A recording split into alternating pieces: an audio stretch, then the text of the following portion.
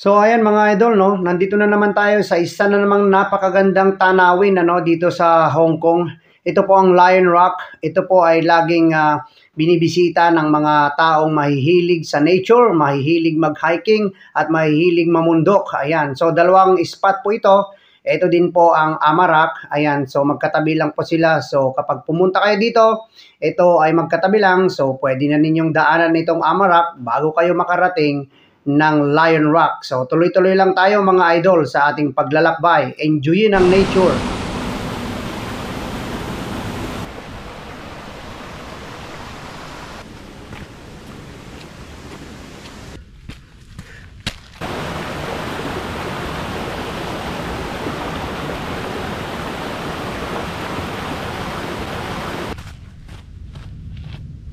Bago tayo makarating sa Lion Rock ay syempre madadaanan muna natin yung Amarak na yon. Kaya meron pa tayong, it takes about 30 minutes from Amarak to get there to the Lion Rock. So medyo mahaba-haba pang lakaran, 30 minutes or 40 minutes siguro, pero depende na lang kung paano mo ito gugugulin. Kung mas maraming selfie, mas maraming recordings, medyo matatagalan ka ng konti. So tutok lang kayo para makuha natin ng mas magandang view ngayon of footages yung Lion Rock. Okay, 1 2 3 4 5 77 78 79 81 82 83 192 173 174 400, 401, 402, 1010, 1008,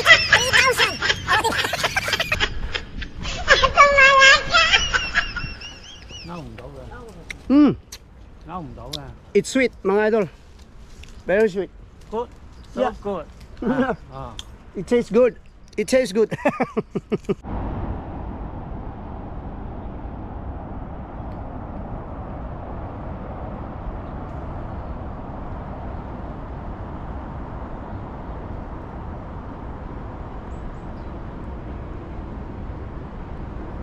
Okay guys, so what am I standing right now is the Amarak. Yeah, Amarak is one of the historical stone formation in Hong Kong.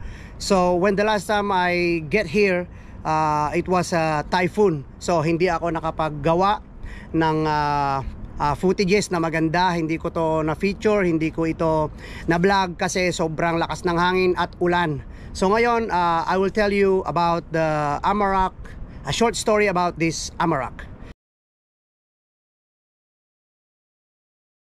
So ito mga idol, no, yung kwento ng rock formation na ito ay ito yung kwentong alam ng mga Chinese dito sa Amarak na to. So ito po ay isang ina at ang anak, yung bata daw. So ayan, kwentong giant ito nung unang panahon at dito sila namamalagi dati habang hinihintay yung tatay niya nung bata at saka yung asawa nung nanay ay dyan na po sila tumigas sa paghihintay. So yun po yung kwento. So makikita natin na sobrang napakaganda at mukhang may katotohanan nga lang, pero it is just a myth mga idol. Hindi po natin alam kung anong tunay, pero nilagyan po nila ito ng kwento dito at ibabahagi ko po at magpatuloy lang tayo hanggang sa makarating tayo ng Lion Rock at tune in lang mga idol.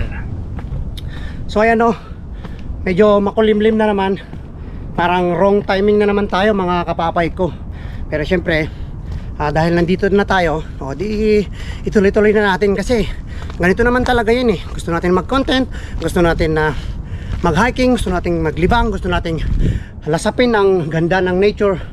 So tuloy-tuloy lang tayo at wag susuko parang sa pangarap natin sa buhay. Ayan, pero kung yung pinapangarap mo ay maling tao, tigilan mo na yan. Sabihin ko sa'yo, masisira ang buhay mo, okay? So sana okay na, wala. So ayan mga idol, bago mo marating ang kasukdo-sukdulan ng Lion Rock ay madadaanan muna natin ang mga first spot na to, yung mga simpleng spot dito. So mabangin pa rin. Ayan. So maganda pero nakakatakot. Kailangan lang na labanan mo yung takot mo para may marating ka sa buhay, ganon.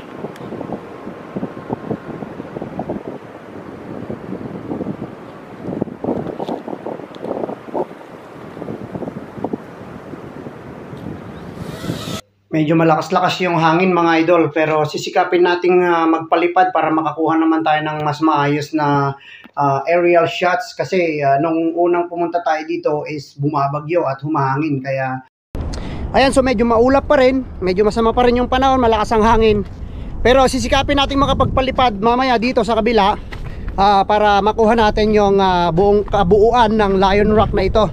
Kasi nung pumunta ako dito the last time ay bumabagyo, so hindi tayo nakapagpalipad, no? So ayan mga idol, no, sa panahon na hindi mo na alam kung anong gagawin mo, kung anong pamamaraan para makalimutan mo yung mga problema mo, mga idol, ano, so pwede kang pumunta ng bundok at lasapin ang ganda ng kalikasan at lumanghap ng preskong hangin.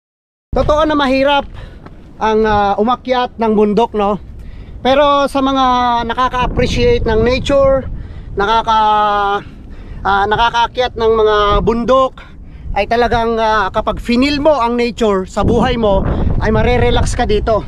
Nakakawala ng pagod pag nasa tuktok ka na. At saka wag mong isipin yung pagod, isipin mo yung ganda ng nature, yung ganda ng lugar, para hindi ka maboring. I-feel mo, kasi ito yung regalo sa atin ng Diyos, ang kalikasan, na gamitin natin ito sa maayos dahil ito ay isang pabor o blessing sa ating lahat. So nandito na po tayo sa mismong ulo, ano, ng Lion Rock. Dito na tayo. At subukan nating magpalipad kung kaya natin kasi medyo mahirap-hirap dito eh. Ayan, ayun po yung Suicide Cliff. Galing na po tayo ng Suicide Cliff. At ito naman ang kabuuan dito. Kaya magpapalipad tayo ulit mga idol. Magpapalipad tayo. Subukan nating magpalipad ulit para makakuha ng magandang shots at aerial photography. Abang lang! Tingnan natin ang ganda ng kalikasan, ano. Ito talaga yung binigay sa atin ni Lord na pakikinabangan natin at gagamitin natin ito ng maayos para sa ating mga future generations, ano, yung mga anak natin, yung mga anak ng mga anak natin, hindi lang dito sa Hong Kong, syempre pati na rin sa Pilipinas, na sana alagaan natin ang ating kalikasan. Huwag natin itong abusuhin kasi kapag inabuso natin ito, ang magsasuffer dito ay ang ating mga susunod na mga henerasyon. Ayan, 'di ba? Malay natin yung mga anak natin, yung mga anak ng mga anak natin, yung mga apo natin ay masisilayan pa rin ang mga magagandang lugar na ito. Kaya wag po nating abusuhin ang ating kalikasan, alagaan din natin ito para sa ating mga future generations. Ayan, so makikita natin na ang ganda ng tanawin dito, ano? At mapapansin nyo din mga idol na hindi na natin nilalapatan ng musika ang ating videos kasi maganda pag may music, pero inaagaw naman nila yung kinikita natin dito, kaya mas maganda na mag voice over na lang tayo, magdaldal na lang tayo mga idol, at i-feel nyo na lang yung ganda ng nature. Ito po ang ulo ng tinaguriang Lion Rock ng Hong Kong, o di ba? Makikita natin kapag nasa malayuan kasi hindi ko na nakuha yung picture na talagang nagmumukha siyang nakaupong leon, ano? So ito po yung view dito sa pangmalayuan. So grabe, ano, napaka-relaxing, napakaganda. Ngayon kasi medyo tag-ulan, so yung mga punong kahoy, yung mga dahon nila ay nag-renew na din. So makikita natin yung green na paligid, ano. So i-edit ko sana yan ng medyo ma-orange, pero mas gusto ko yung natural. Yung natural color, yung hindi na natin itatouch yung mga coloring niya, para yung natural talaga. Yan yung normal na kulay mga idol. Para magmukhang yung buhay na buhay ng talagang nature, hindi na yan iniba yung kulay. So yan na po talaga yung kulay. Ayan. So sana nag-enjoy kayo sa pakikilipad, sa panunood ng ating napakagandang views dito sa Lion Rock, dito sa party po ito ng Taiwan, ano. So short hike lang po siya, pero syempre extreme pa rin yan kasi hindi yan madaling lakarin. So kung nagustuhan nyo po yung aking video mga idol, pwede nyo pong i-share sa inyong mga kaibigan, i-like nyo, mag-comment kayo kung nagustuhan nyo. Ayan, kung gusto nyo, meron na din tayong subscribe button dyan. Baka gusto nyo mag-subscribe o magbigay ng mga tala. Ayan.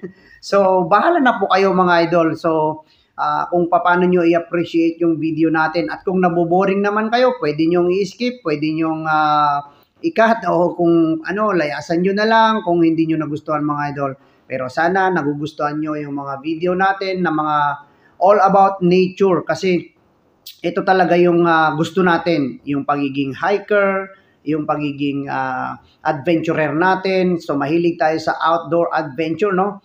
Hindi natin namamalayan sa ganda ng view yung drone natin umuuga-uga na dyan dahil sa sobrang lakas ng hangin mga idol. Sobrang lakas ng hangin. Natatakot din ako na baka bumagsak yung drone natin pero syempre gusto natin makakuha ng good shot kaya hinahayaan ko na lang mga idol na bahala na kung tangayin ba ang ating drone dyan. So grabe napaka breathtaking at napakaganda, napaka fresh ng feelings natin dyan kapag nasa tuktok tayo. So sa gustong pumunta dito sa Lion Rock, madali lang po itong puntahan pero syempre mag-ingat-ingat po kayo kasi sobrang cliffy, sobrang delikado din pero syempre pag mga magulang tayo, ingatan natin yung mga yung buhay natin. Kailangan safety pa rin tayo para sa ating pamilya. Mag-ingat tayo para sa ating pamilya, lalong-lalo na dahil meron tayong mga anak. So maraming salamat mga idol sa pakikilakbay at pakikilipad na naman muli kay Papay ko. So ayan po, maraming salamat sa mga sumubaybay sa video na ito. Sana nagustuhan nyo mga idol. At kung hindi pa kayo nakapag-like and follow at subscribe sa aking page na ito, Papay ko TV, ay mag-subscribe o mag-like o mag-comment na kayo kung nagustuhan nyo para mas marami pa tayong gagawin na mga ganitong video sa susunod na mga araw na pwede tayong mag-adventure. So ito po ang inyong Papay ko TV. Maraming salamat at sana nag-enjoy kayo sa aking video for today.